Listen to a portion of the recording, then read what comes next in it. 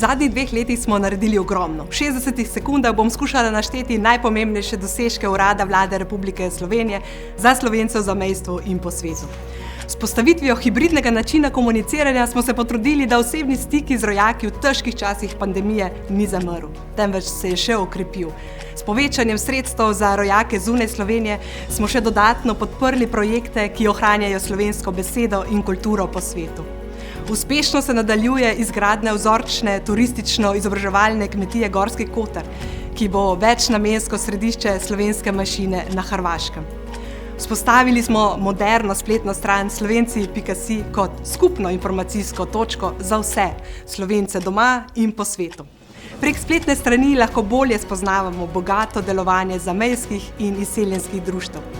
Povečali smo tudi aktivnosti na področju gospodarskega povezovanja med slovenskimi gospodarskimi organizacijami v Sloveniji, v zamejstvu in po svetu.